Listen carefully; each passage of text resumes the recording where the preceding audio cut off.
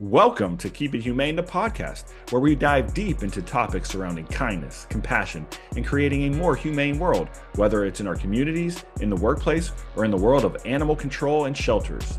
With our hosts, Ashley Bishop. And Ashley Bishop. And I'm Daniel Ettinger. This show is sponsored by Tomahawk Live Trap. Check them out, livetrap.com. Well, it is me and Ashley, and no other Ashley. She's back with the cattle today. Back on the saddle with the cattle.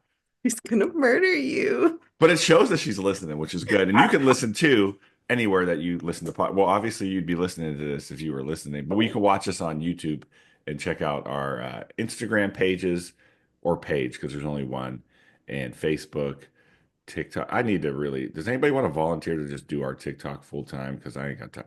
Ain't nobody got time for that. I'm sorry. I barely do my own social media, man. I'm telling you. I'm telling you.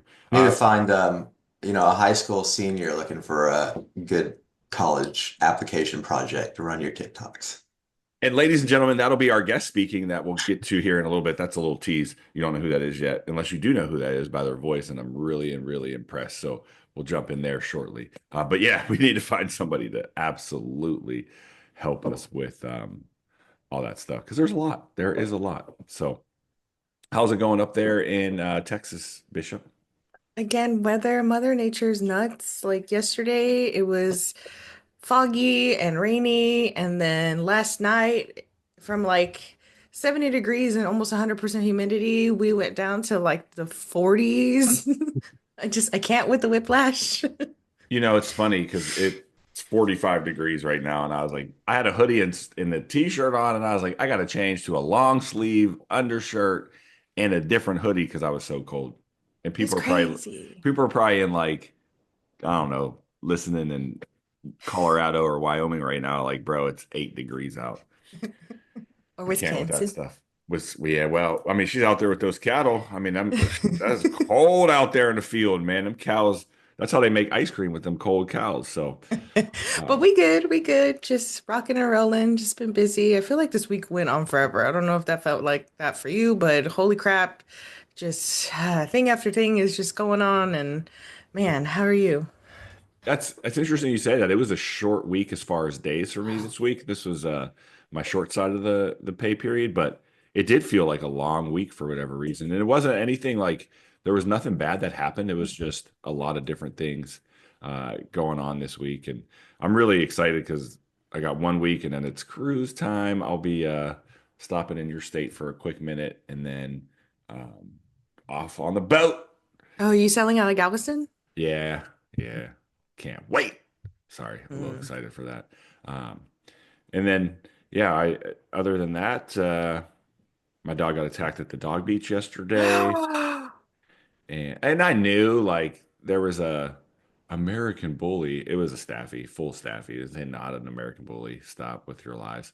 And I'm not here trying to like look. I'm not a look. I had to enforce breed specific legislation for like 10 years when I was in Denver, and I don't think breed makes behavior, but I do think certain breeds have certain behaviors. And I was watching this dog for a minute, and she was cool. She liked to chase my dog, but she was uber fixated on the football that we use. And as soon as she got it, oh, that possessive behavior came out, and she didn't want to let it go. And so he got close to it, and she just snapped. And I was like, I was that person that always gets bit breaking up dog fights, even though I didn't get bit, obviously. But like, you don't think about it until you're in that moment of wait, I'm about to get bit if I do what most people do. And so I obviously didn't do what most people did because we have experience with that. And I was able to yoink the dog by the collar, and the owner put the leash on it. And that was. Let me guess that. I'm sorry. She's never attacked anybody before. You know, it's crazy too. I was really about to ask this girl for her number because we had a vibe. There was a thing like we was vibing. And as soon as that happened, I was like, nah, fam. I can't with you. I can't with me either because I was like, I can't. If your dog's going to beat up my dog, I can't even ask you for your number. No. Mooney Man is more important. What? Mooney's more important? You agree with me? Okay, cool. Yeah. Mooney Man is more important. But Bishop, we were vibing. We were like the beach. I'm telling you. I'm so done with you. And And then I was like, nice. It was really nice talking to you. And then I saw her on the way back too. And I was like, maybe I should just be like, hey. And I was like, nah. I looked at my boy wherever he is right there. And I was like you said, he's more important. You know what He is else more is important. you know what else is more important? Tomahawk Live Trap. They're Oh celebrating their yeah. 100th year of business here in 2025. They're a family owned and operated business who work with humane professionals around the world to produce the safest and most effective animal handling equipment available. You can save 10% on their products by using discount code Keep It Humane. The way I say it like that is because it's Keep It Humane in all caps. You can visit them at livetrap.com or call them at 800-272-8727, 8727. Oh, I am fine. It's like maybe you're operating on like 3 hours of sleep. I'm operating on some hours of sleep, but this I'm just excited that it's going to be lighter later. No, bro, I hate you. This is awful. Remember, I am not a night person. I am not a morning person. I am in the middle of the day person, and no, spring forward is not my jam. So you'd rather it be lighter earlier. Mm-hmm. You crazy. You one of them crazy people. Well, Mm-hmm. let's ask our guest that we're going to introduce here. I'm excited to get our guy Cole Wakefield on the show from Rural Humane. He's the managing advisor of that word's a hard word to say. Rural. We'll see how It he says is. it. Rural Humane. He's also the executive director of Good Shepherd Humane Society. Cole, thank you for putting up with our opening monologue there. Oh no, it was fascinating. Riveted. Tell us, how do you say rural humane? Rural. Yeah, that's Yeah, yeah, that word, man. yeah, it is a word, and now have molded my career around it, so I'm stuck with it. But yeah, it's a fun word for sure. I want our listeners really quick, and sometimes I forget to do this, so I'm going to just do this right off the bat. You can check it out. Go to ruralhumane.com. However you say the word, it's spelled always the same. RUAL, ruralhumane.com. Check that out. Talk about, who are you? Like, what is your background? How did you get into animal welfare? How do you, and we were talking before it even got started, and talk about some of the other things that you do as well as the two I just mentioned. Yeah. So I think I have a traditional path into animal welfare in that it was never my intention to be there, and was the result of second or third or fourth career, which I think a lot of us have found our ways here that way. And truly started in Fort Smith, Arkansas, just looking for a job and ended up at the Humane Society there. And at that point was somebody who had had dogs and cats growing up, but honestly had never said I'm going to be a person working with animals until I did. So found that job and had some of those I think experiences that we all have once we start doing this work, where you just have those moments where you're like, this is amazing what I'm able to do and accomplish and save. Mine was nursing a starving puppy back to health that didn't have much of a chance, and it just helping that animal through and working hard changed my life, and decided that I wanted to keep focusing on this work, and embrace the work, and then ended up after what was a uh, that initial Humane Society ended up collapsing in on itself through a lot of stuff that went on. It was a very large group, but it was a very quick and fast learning experience for me. And then that led me up into working in Northwest Arkansas and the Ozark Mountains with Good Shepherd Humane Society, where I am the executive director now. And that is a very rural area. And I started going to conferences and started talking to national leadership, and really that was where I discovered a pretty big disconnect between what was happening in rural areas and an understanding with a lot of our national policymakers and even other sort of metropolitan humane societies just really didn't have a good grasp on what was going on in rural areas. And there was no, and that wasn't anything bad on their part. There was no real intention. The fact of the matter is that most of our national leadership comes up through very large, sort of urban or city-centered organizations, because those organizations have leadership development programs and they send their people out, so it's this natural pipeline that just doesn't exist, but really created a true lack of understanding. I remember one of my sort of realizations was looking at different grant programs and looking at 990s and just kind of doing an informal survey of where grant money in animal welfare was going. And that was, we looked at population base, which depending on how you define it, rural areas are anywhere between, 12 to 20% of the population. And then when you look at our grant makers and where money is going, we were receiving about 3% of the grant funds. So, that is an obvious disparity there. And so when I put that out there and started, talking with some nationals, I got, the response of, oh, we want to give more to rural areas, we want to support them, but they're not applying for grants, or there's and and I just go, oh, well, it's probably not that simple. It's not that the people in rural areas are sitting around not wanting to apply for grants. It's a lot more complex, and we need to start figuring out how we can bridge that gap. And so I started talking at conferences and started writing and started doing all of this stuff, which ultimately led to and I wasn't the only person doing this, so I'm not going to take all the credit, but there were a lot of people starting around the same time wanting to elevate the rural conversation. And we started getting some attention, and now that we have some attention and we're getting some focus and people are realizing the importance of it, we still don't have a lot of mechanisms to turn that attention into action, into um, accomplishments. So that's kind of where I started doing Rural Humane, was to figure out ways that we can work better in rural areas and help people out. And uh, so that's where we're doing now. So what are you finding? Because so I'm in Texas, and there are West Texas is just vast majority of cow farmers, farmland.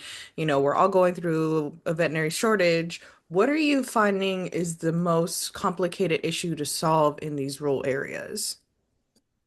Yeah, well, and I think like everything, it's certainly multiple issues. Of course, in rural areas, we all have resource problems, no matter where we're at. None of us are really getting the amount of resources we need to do the work that we should be doing, but that's especially pronounced in rural areas where resources for anything and everything are scarce. And and also in these rural areas, especially like Texas is a good example. All over Arkansas is a good example where there's no developed infrastructure, true infrastructure to support a lot of what we're trying to do now. Now that we understand that our work should be more than picking up dogs and cats and sticking them in a cage for 3 days and then hoping for the best. We know that we need to be doing a lot more than that, but there's not a lot out there to support that extra type of work in rural areas. Combine that with the fact that the jurisdictions, especially like field services in rural areas, where maybe in a city they may be covering 3 to 12 square miles, but in a county they may have 1.5 ACOs covering 300 to 3,000 square miles. Which, sure, there's less people, but even then, that's just adds complexity and time, which means that a trip across your jurisdiction may take half your day and sometimes. So um, there's all of these things, and along with veterinary resource deserts, and the fact that finding support services to help our work can be a lot more difficult in rural areas. So it is in some ways a lot of the same issues that we're facing everywhere, but it's just compounded by isolation and lack of capacity and everywhere. I want to talk about how rural it is where you're at. And I love, excuse me, I love to look at maps. And so I put in the address of your shelter. And I'm telling you, if it was dark out, I'm not going down that little inlet to get to where the shelter is. It's so rural that the Google Maps, you can't even drop the person on it to look at the shelter. All you can see is from the main road where the shelter is located. And so as I paint that picture, talk to me about, because I think there's an element of people who think, well, if they're out in the boonies, that's what we used to call it, the boonies. Is that still used? Am I allowed to use the boonies? Yes, Yeah. it's still All right. used. So, You're um, not a boomer, Dan. Chill out. I don't be knowing stuff. I did learn some stuff yesterday though, but we'll leave that for another episode. My kids are cool, way cooler than me. But my real question is like the vibe of compassion in a community, in a rural community. Because, and here's what I'm asking, Cole. I'm a city boy, always been. I just feel like out there they have an unwanted litter of dogs, cats, whatever. They either shoot them, drown them, don't feed them, whatever. That's probably not always true. Do you find your community is compassionate? Do they vibe with what you're trying to do, or are they just like, well, they just a bunch of dog and cats out here, Cole. We don't really care nothing about them. Yeah, no, I think, and that is, it's interesting because I think that is that perception is an issue, and my experience is that it's just not true. That the people in rural areas are just as compassionate and caring and loving of their animals as anybody else. And now some of that may look different, and some of it is to do with resources and education and experience. But most of the time in rural areas, if there's an unwanted litter of puppies, they work, people are going to work really hard to rehome them, or to call the neighbors and or call us. But I think, a good example of sort of where I think perception has sometimes kept us from doing the work we needed to be doing in areas is I started doing mobile spay and neuter last year. And going, like we're isolated enough where we're at, but really, really even going like into the Ozark Mountains, into some of these really small areas that may have entire counties without one veterinarian in it.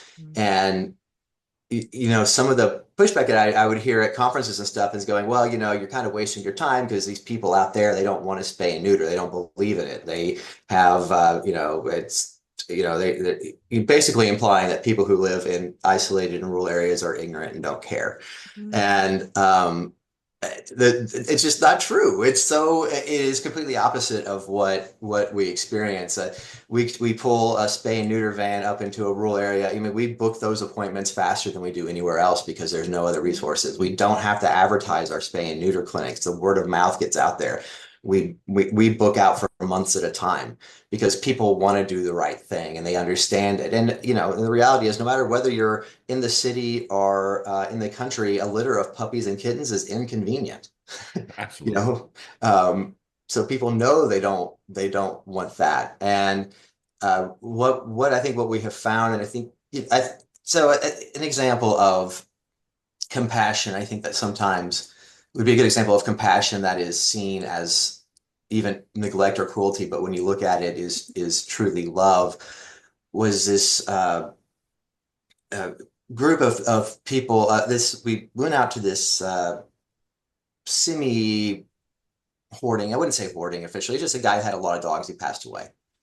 But he was out in the country and he was known to be the person that would just take in dogs. Like he loved them.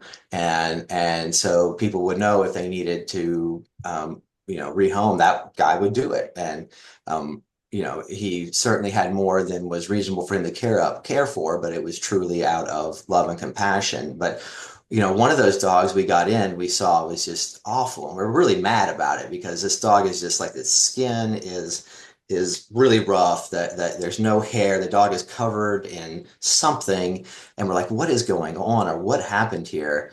And a little investigation, we figure out this man, out of desperation because he didn't have a lot of resources, didn't know who to call, or didn't have access, was trying to treat this dog's mange with motor oil, which is an What? old country solution. Have you not What? heard of that, Dan? No, I'm from this. I Yeah. I'm from the city. The only thing we do with oh, motor oil is put it in cars.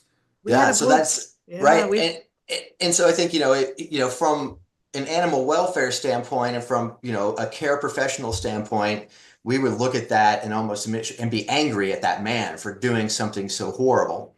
But the reality is this dude cared so much about these animals. And then we were not too far away from him. And obviously we weren't doing our job in making ourselves available or making ourselves known that there was help, that we could have been out there helping this man for a long time. but that connection was never made.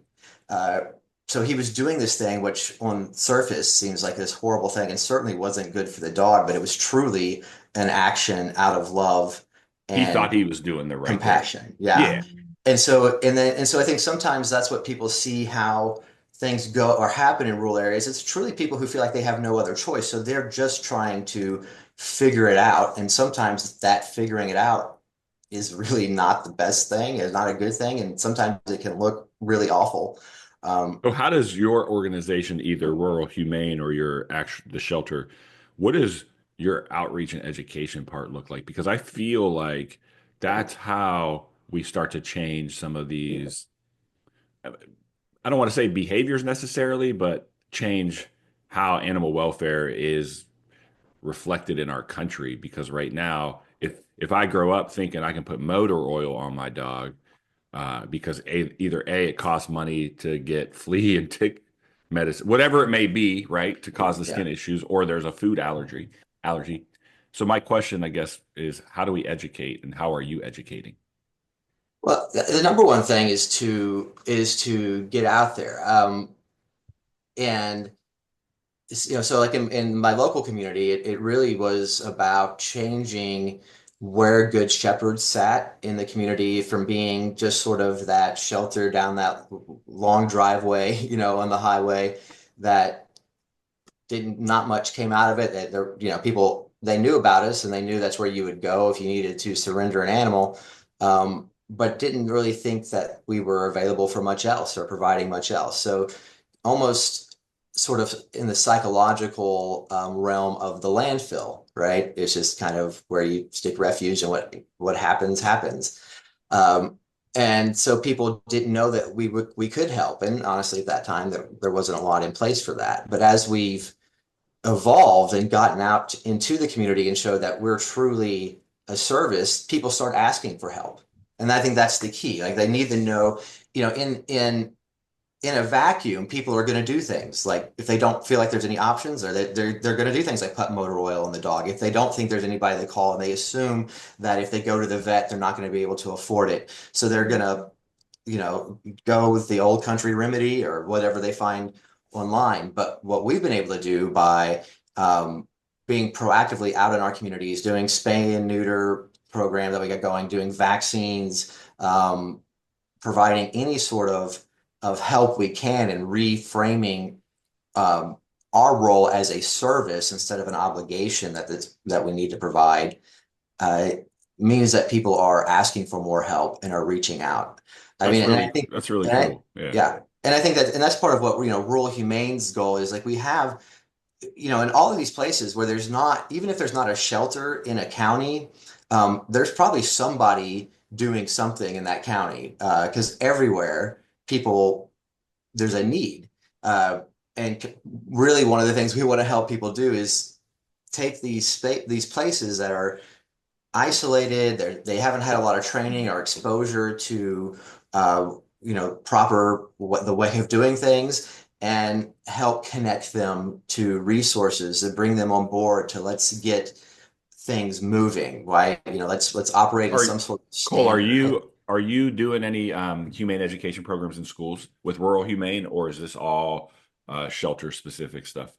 Yeah, everything we do is pretty much doing with shelters and organizations. Okay. I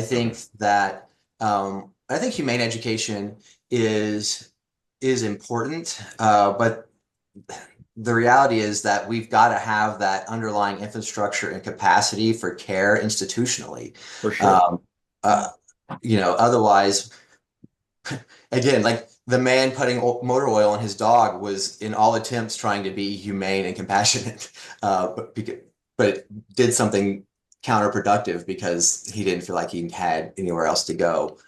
So oh, who is that? That's Mooney. He's being It's annoying because Mooney. he wants this, and this is his favorite thing in the world. Uh-oh. And he's gone. Nicole, that's amazing. And you're kind of going in the direction where I was going to ask. So how do y'all tackle, the counties that don't have an animal infrastructure going on? Because, like for me, we are surrounded, like literally surrounded. Most of the Texas counties around A&M. us, No. Most of the counties around us don't have any infrastructure, let alone do they pay attention to anything like zoonosis control, which is terrifying. How do you combat those areas where you're at? Yeah, I think that part of what we're trying to do at Rural Humane is really figure that model out. How do we provide these services in areas that there's not a lot of resources, we don't have a lot of public funding, or even a shelter existing within hundreds of square miles in some cases. And the first step, I think one of the things that we figured out is with like our mobile spay and neuter unit. We house a mobile spay and neuter unit. We got it through Fido Fixers. It was an incredible thing, and but we don't even serve our county with that mobile unit. Our county served through a brick and mortar surgery suite at our shelter. We use that to go to these places like Newton County, which is directly south of us, has no animal welfare organization, has no animal control in the entire county. Either cities or well, the one tiny city and the county. And I think one of my favorite stories about how that sort of thing works comes out of a group that we're also doing that with in another isolated county. We found a humane society there. They kind of run a small shelter, and they wanted to do the spay and neuter. And so we started bringing the spay and neuter van to them.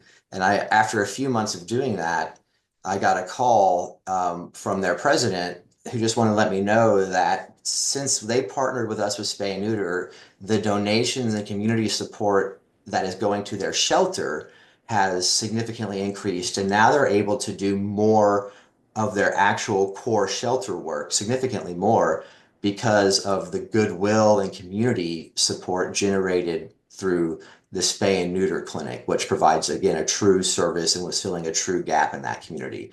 And it's something that they couldn't do on their own. Like if we weren't doing our part of it, that's why we enabled it. So I think for those areas, trying to find uh, close or nearby sort of core agencies that can help coordinate care and coordinate services into these smaller counties.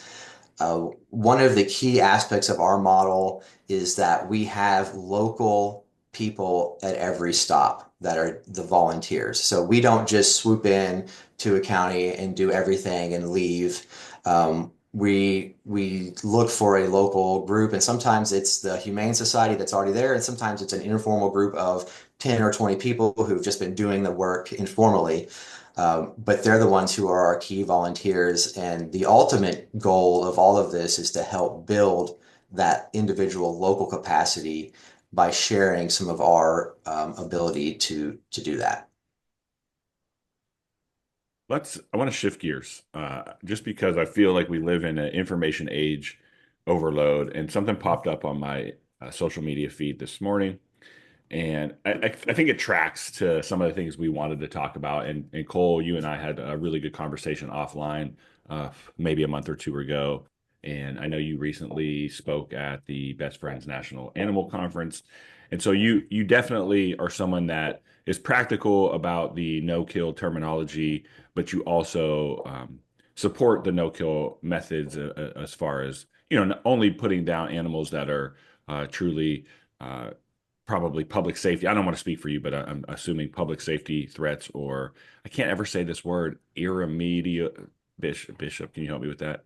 Suffering irremediably. How do you say that word? I don't even know what you're trying to Yeah, because I say. can't say it. Yeah, that and terminal pain and Thank you. suffering. Yeah, It's a word that I can't say. irredeemable. Something. Yeah, Ir- that type of word. And it sounds like you're on that kind of realistic approach to it. I think you understand that our community may not understand what no kill means. And I'm going to read something from a Facebook post, a public Facebook post by the Animal Haven. It's a shelter network out of Connecticut. And this was posted 17 hours ago. And I just want your takes on this since Sure. we keep it keep it live and in real time. On March 5th, 2025, a tragedy occurred at the Animal Haven in North Haven, Connecticut. We have been sheltering a dog named Sarge since July of 2024. On March 5th, 2025, a volunteer who had been regularly visiting with Sarge opened the door to his room. Without provocation, Sarge jumped up at the volunteer before she could even enter the room and savagely mauled her face. The volunteer survived the attack but has undergone reconstructive surgery, and we are told she will require one or two additional surgeries. Although Sarge is big, strong, who pulls on his leash when being walked, he had never shown this sort of aggression at the animal haven. Indeed, our former dog trainer who had been working with him said that it was safe for volunteers to walk him with a gentle leader. At this point, we can't exclude the possibility that Sarge's sudden change in his behavior was caused by rabies. We vaccinated him for rabies when he arrived at the animal haven, but if he had been infected shortly before then, the symptoms might only be emerging. Veterinarian experts recommended that we euthanize Sarge so that his brain could be immediately examined by the state of Connecticut for rabies, ensuring that his human victim could be appropriately treated for disease if necessary. Not to mention all the people that have been in contact with him for how long? That too, absolutely. We Wait, how have long had he been there? since Since July of July of 2024. 2024. There's more. We have now learned that Sarge's victim is being prophylactically treated for rabies, so we no longer are required to euthanize him immediately. However, we must keep him in quarantine for at least 10 days to see if he shows symptoms of rabies. If he does, Connecticut's law requires that he be euthanized, even if Sarge is not ill with rabies. However, given the unprovoked attack of a volunteer, he is a dangerous dog. The Animal Haven's mission is to provide humane refuge for homeless, abandoned, or suffering cats and dogs, while we strive to find them long, loving, permanent homes in carrying out our mission. However, we also have an obligation to ensure the safety of our staff and volunteers as well as other animals in our care. When Sarge's quarantine is over, I'm going to just start this over intentionally. When Sarge's quarantine is over, we hope to find another shelter willing to accept him that has facilities and trained staff necessary to handle Sarge appropriately without danger to other animals or human beings. Period. Now, if you go to the website or their Facebook page, the Animal Haven, they've turned off comments, folks, on this post. They've turned off the comments because some of the comments were such as, "How about that shelter be called Heaven?" Some of those things. I'm telling you, man. I'm off. Look, I know I talk. I might be one of the I'm not the loudest voice, but I might be one of the more outspoken ones about the terminology no kill. And this is what it does to our profession. We keep animals alive that literally unprovoked almost kill somebody. And then we're talking about still keeping it alive after that. So, Cole, please be the devil's advocate here. If that's your stance, I don't want to lead the witness, but I'm just curious what your thoughts are as an executive director, and if that happened at your shelter. Yeah, I mean, in this case, obviously, this is an animal that has expressed or shown itself to be quite dangerous or capable of causing great harm because it has. And we do have an ultimate responsibility to public safety in all of our work. Say So it louder for the people in the back, Cole. the the thing that I always try to talk to my staff about ultimately is this a dog that you would want living next door to you and when your grandkids come to visit, or your nieces and nephews, or your children? And if you don't feel like an animal is going to be safe enough to live next door to you and your dogs and your family, then why should it live next door to anybody else? And I know that there are a lot of borderline cases out there sometimes, and there are a lot of dogs that inside shelters exhibit behaviors such as resource guarding and fear responses that aren't necessarily reflective of them being a dangerous animal if they are properly, cared for and acknowledging all of that. So, in my opinion, on no kill, just what I believe that responsible no kill is that it is a philosophy that should be balancing all of these things, understanding that just because a dog growls at its enclosure does not mean that it's dangerous, right? Sure. And just because a dog exists does not mean that it is redeemable and safe. So there's a middle ground there where we can do this, but ultimately, I would even if I was a shelter with a behavior team and all of that, I would be very wary of even accepting this dog that has made such an And aggressive here's attempt my to thing, and establish. I don't mean to cut you off at all. Yeah.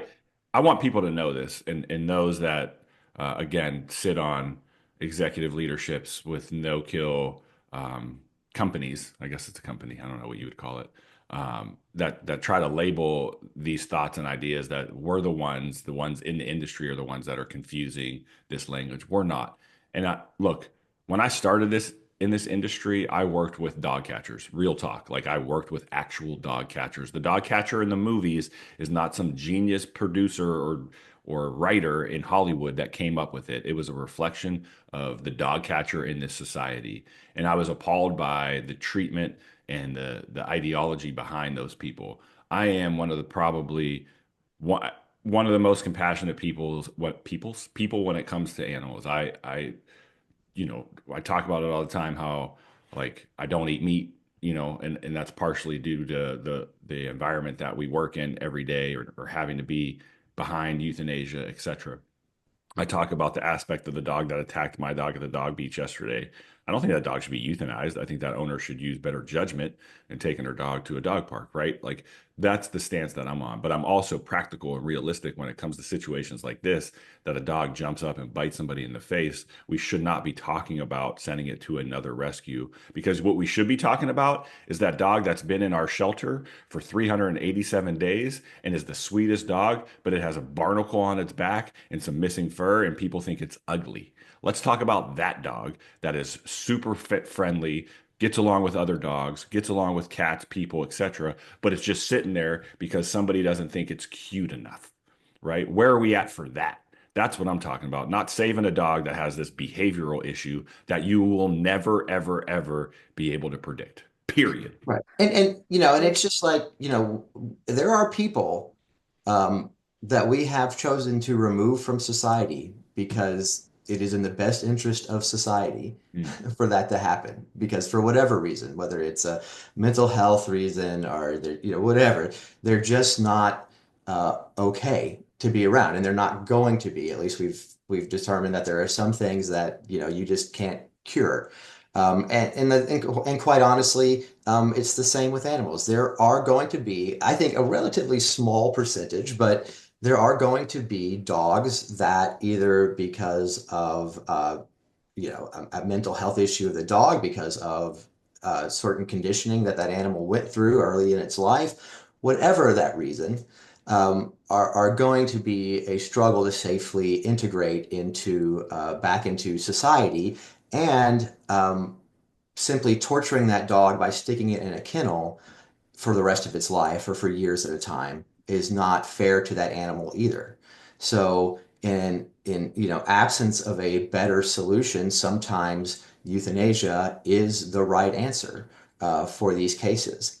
And I mean, to me, what's interesting in this case, and again, we don't know the details of, it seems pretty plain in the description that they gave, but before I ever made any sort of declaration about the dog, I said, let me see the video, just to be sure. But it is interesting that, in their own posts where they're trying to advocate for saving this dog, they used terms like savagely, right? So I'm like, I can't even figure out, what, like, you, to me, that suggests that they seem very shaken by the event, which would be, And the uh, fact that they went to, oh, it was already infected with rabies, which technically, I mean, rabies can be slow moving.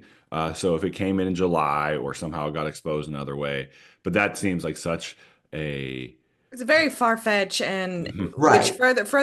furthers the issue about people not putting the correct information out there. Again,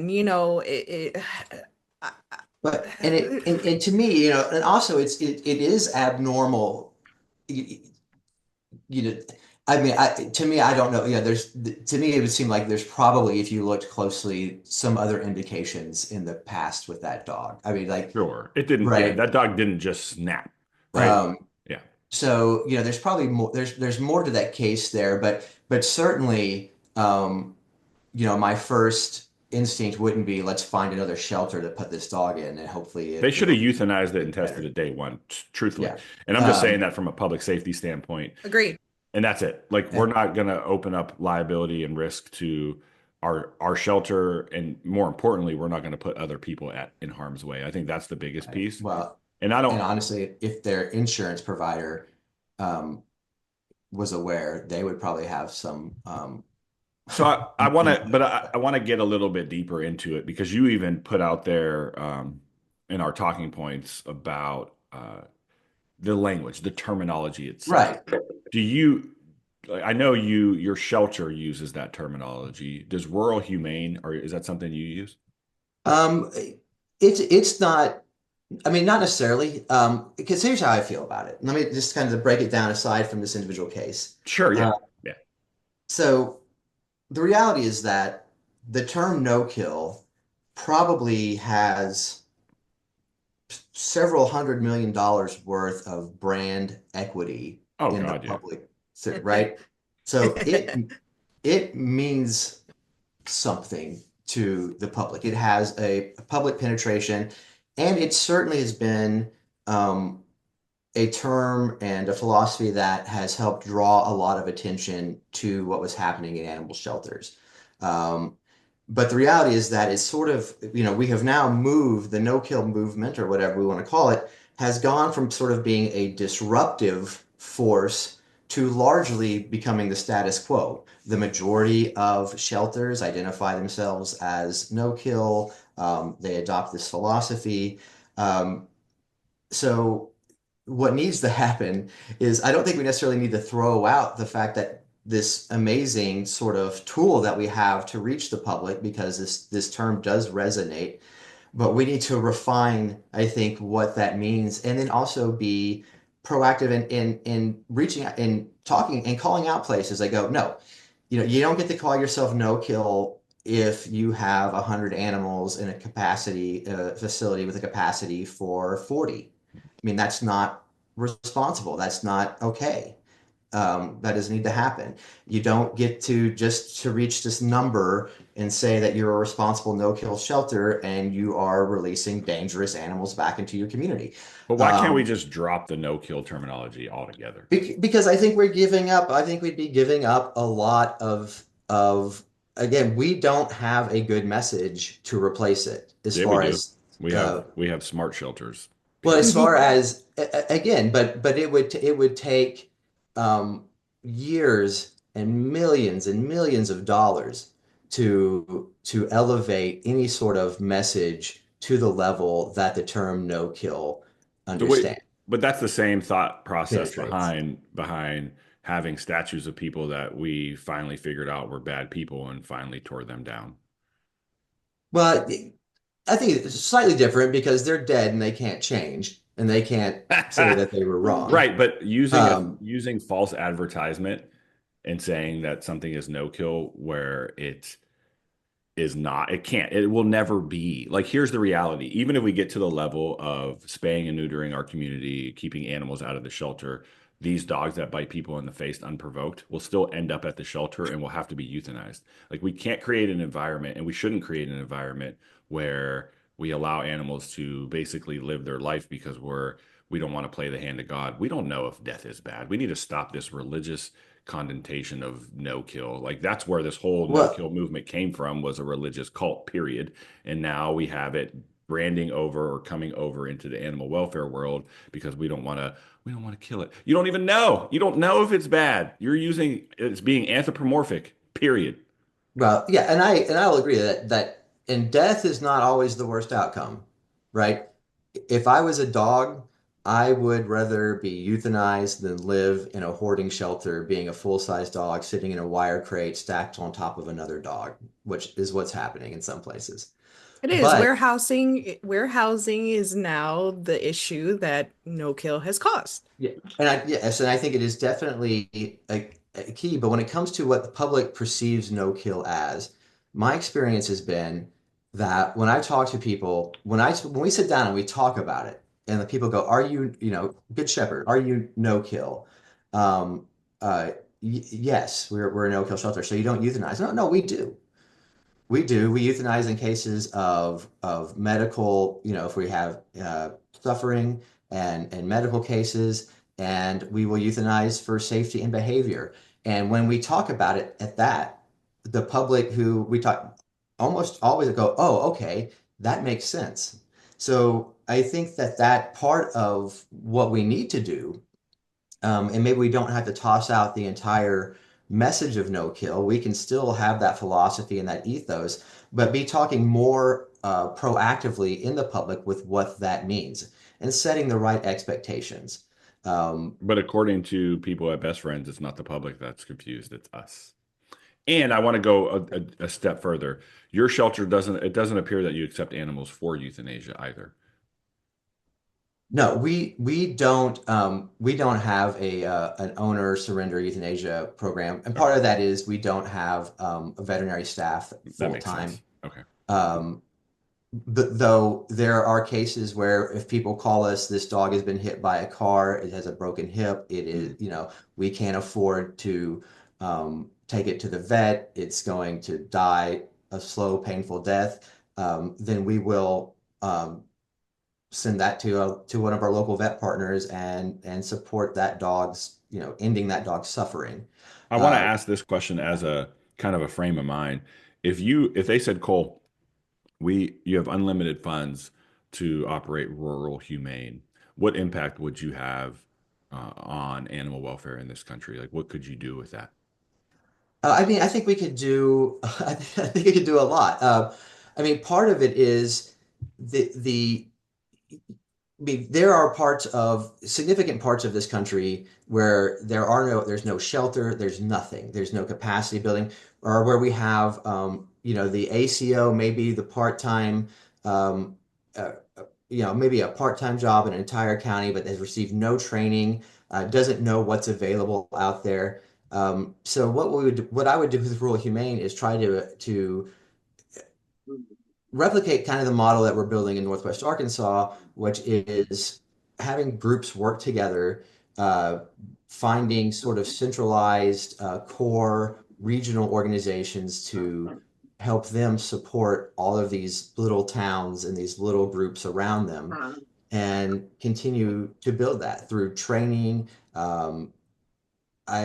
shared services, helping, how do these people don't have to reach grants, right? How do they write grants? Who gives grants? Where do they go for training? I mean, it is, one of the frustrating things is that, every month somebody, one of our national groups will issue some new workbook or work plan or playbook or guide on this or that, which isn't very useful for a place where they have one person who is cleaning the kennels and driving the truck and dealing with the public and doesn't have time to sit down and read a 300-page workbook, but really just needs people to tell them, this is the answer to your question. So building all of all of that up. I mean, I think it's a challenge right now. And right now we're trying to do this survey of rural organizations, and that's not necessarily officially through Rural Humane, it's through a group of other just rural leaders that have gotten together last year at Expo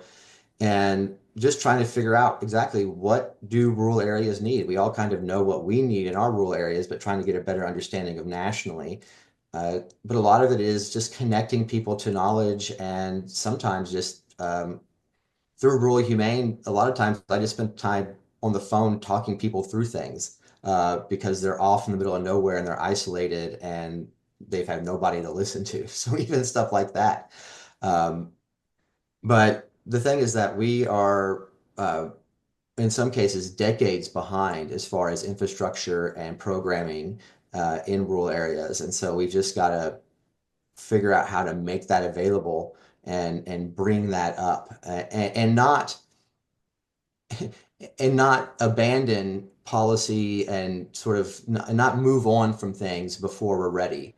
Um, we like a lot of movements, a lot of sectors, we have ADD and our nationals and our grant makers will fund something for about 3 years until the next fad gets along. And that's not enough time to build sustainable programs. Well, and Uh, I think you bring up a good point, Cole, because again, my biggest thing with this movement is that these national organizations are trying to put us all in the same Box. box, and yeah, it's just not doable. And to give the public the idea that we are all capable of doing that in this short amount of time, or 2025, or whatever the case might be, I think is harmful. And it's also harmful in the fact that, like, I'm know in my area is the kill shelter. We're the Mm, municipality. There is a humane society down the road, and no fault of their own. That's just how it is. They're the humane society, and they save all, and we're the kill shelter, and we don't save anything. And I'm a big purveyor as well as all animals count. I don't care if you bring in owner surrenders, all animals should count. I count everything from the bat to the raccoon that comes in injured. Everything counts towards my numbers. We do not hide nothing. Everything counts.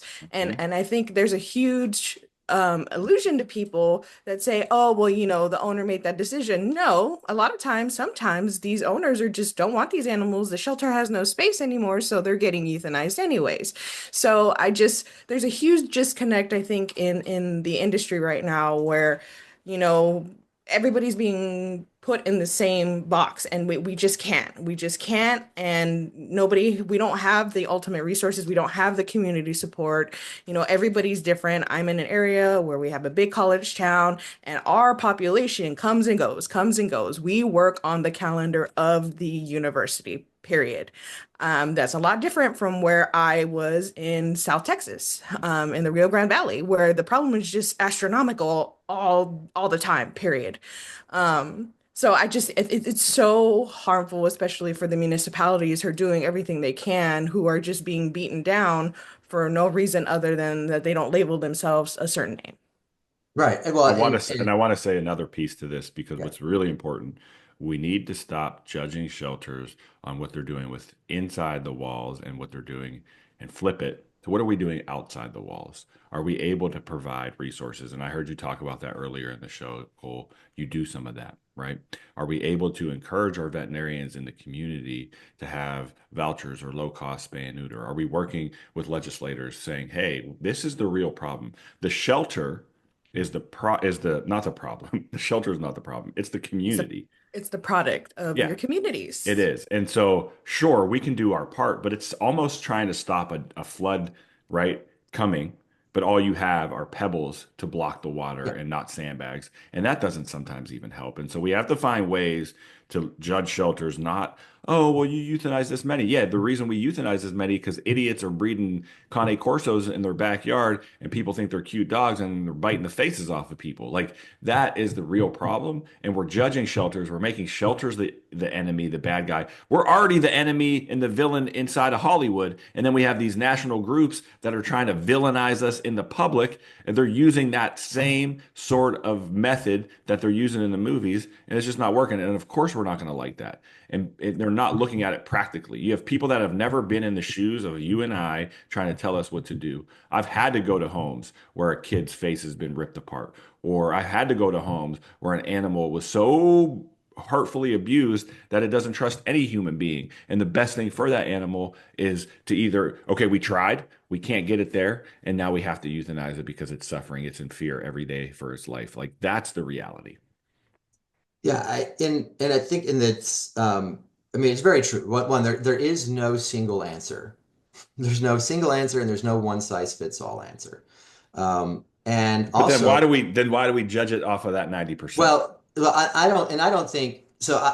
And that's where I mean, the focus on a single metric, no matter what that metric is in such a complex system, is definitely not the most best way to judge things. So the way that I feel no kill, like when I say no kill, I feel in a more I have a more holistic understanding of it than 90%. And the reality is that no kill technically can mean whatever somebody decides they want it to mean. There is no, we have this sort of the 90% standard that's kind of the common parlance in the industry, but it's not trademarked. It can't be trademarked. It's not a standard that has been set. I mean, you could technically legally call yourself no kill and have a 10% save rate. I mean, there's nothing that would prevent you from doing that. But so I think I mean, I think the focus on save rate as sort of the sole or only metric that we need to measure is counterproductive. And I think that if the no kill movement wants to continue to go and to evolve and be more productive and more effective, we're going to have to move beyond simply saying 90% is the only thing that matters. And that's just evolution and growth inside of a social movement that happens.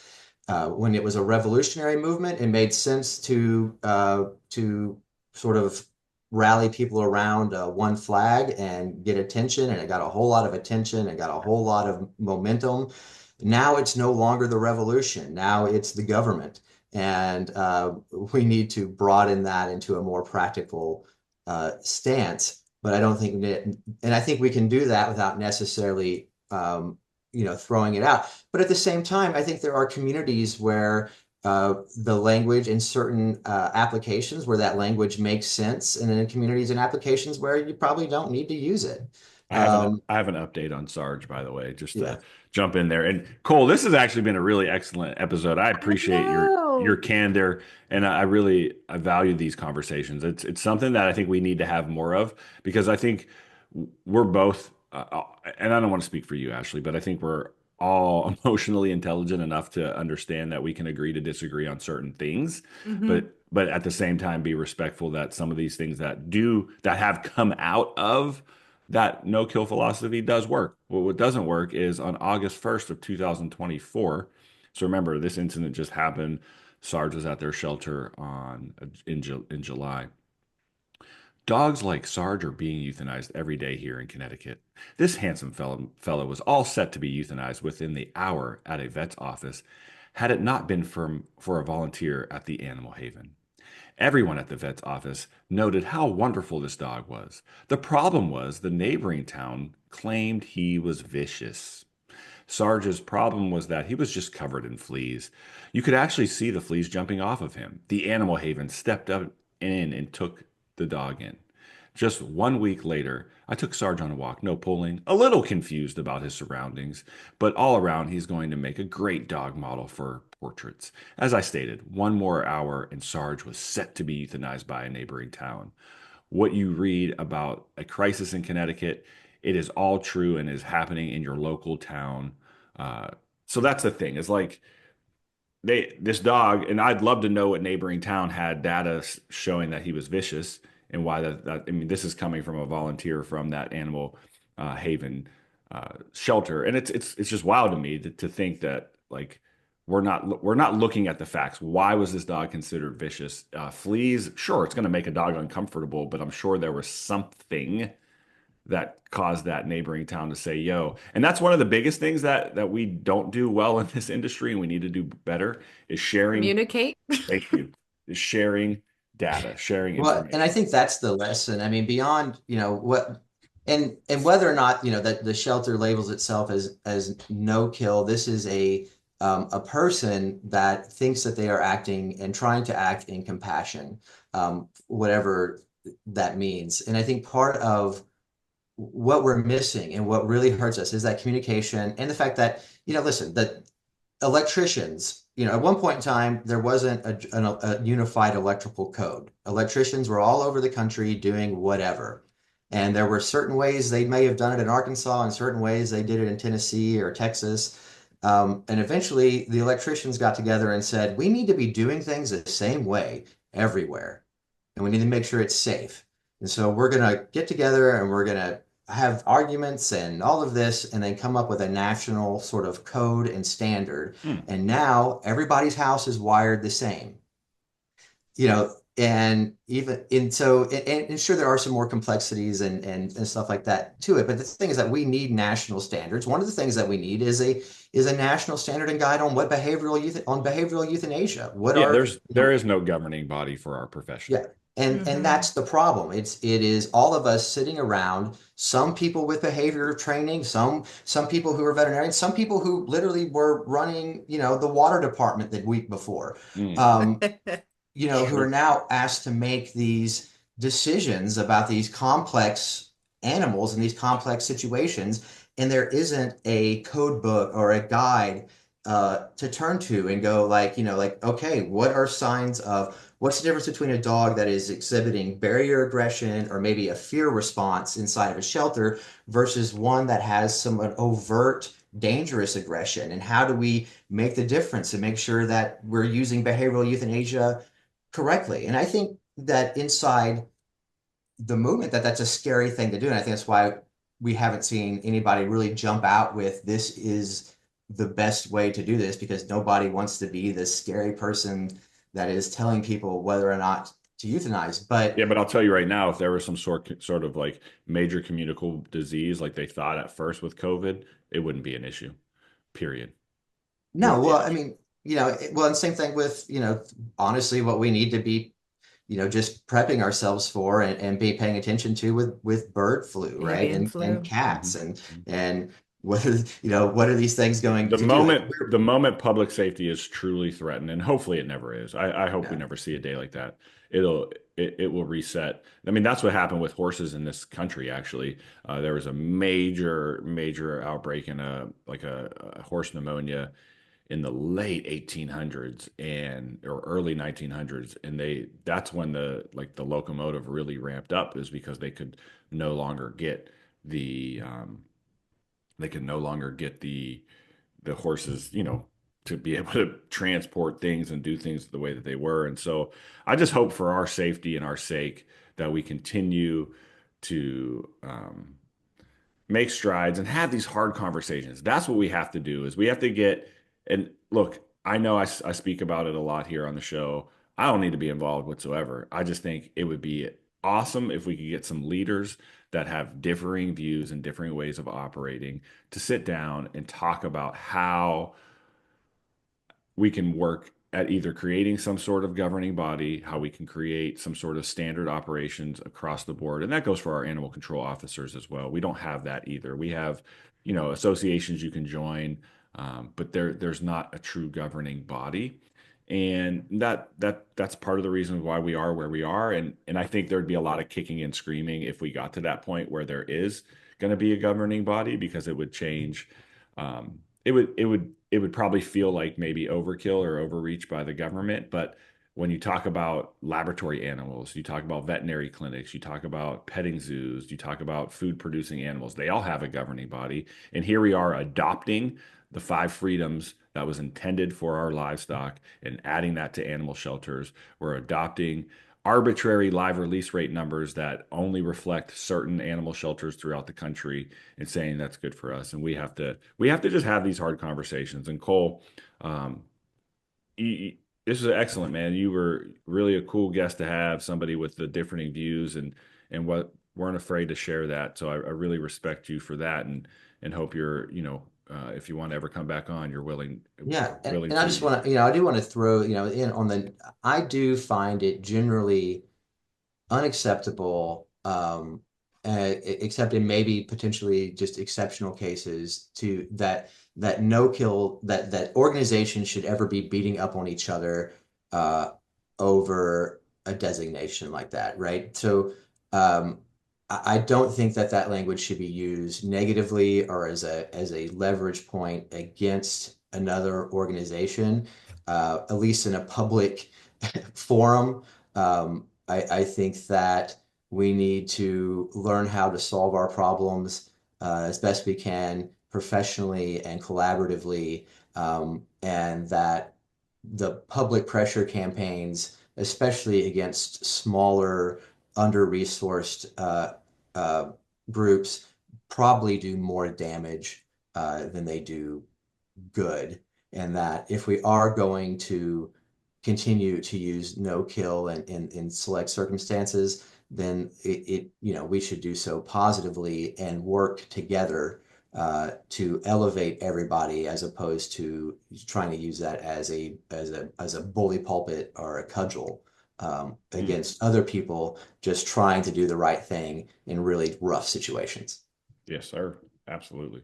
Man, I appreciate you, and um, I think it's really cool what you're doing, and uh, we definitely need more people, doing what you're doing and willing to take on some of these hard conversations. So thank you, Cole, for coming out. We like to remind people to please check out our website, keepithumane.com. Please like, rate, share the podcast. Please go to your website, which is ruralhumane.com. They can check that out, or just Google Rural Humane. It'll pop right up. Anything else, Bishop, that I be forgetting? I don't think so. I think this is a great conversation, and again, it opens up too, Cole, for all of those who are struggling in areas that don't have resources. Hmm. I Hmm. looked at the map too, and God, you are out in the boonies, man. Holy cow! It's beautiful though. It's beautiful And out no, there. it Yeah, looks absolutely beautiful, but man, you out there. I feel like the Um, hills got eyes out that bad boy, man. I don't know what y'all doing out there, bro. I agree. I'm sure it's beautiful, but man, you're out there, and I feel the struggle for you guys because again, as a municipal shelter leader, there's like I said before, there's a lot of agencies around us that are one-man teams, and I always reach out, and say if you need anything, please reach out because if we have it, I will give it to you because we understand the struggle. And I've seen it, the one-man team that's the ACO, the solid waste, the code enforcement, the water guy. I mean, it's few and far in between, especially in our area. So kudos to you for bringing this to light and helping those organizations, um, really try to step up their game with the help that is really not out there for situations like that. So kudos to you and thanks for coming on. And we really appreciate all the hard work you're doing. And the conversations are so important. I think They that are. no matter what differences and disagreements we have, we're all in this because we agree on so much more, right? There's Hmm. so much more Absolutely. common ground than there is differences, but these differences, cause us way. I mean, really, we spend way too much time on them instead of focusing on what we can do together and what we agree on, which is we all want safe, healthy, humane communities. 100%. 100%. 100%. Man, that's a Well good way to said. great way to end this episode. We went a little long because it was worth it. And sometimes we do go a little long because of that. And really respect your point of view, Cole. Really appreciate having you on the program today. Like we always say on the show, let's continue to Help people. help animals and Beep, keep beep, it beep. humane.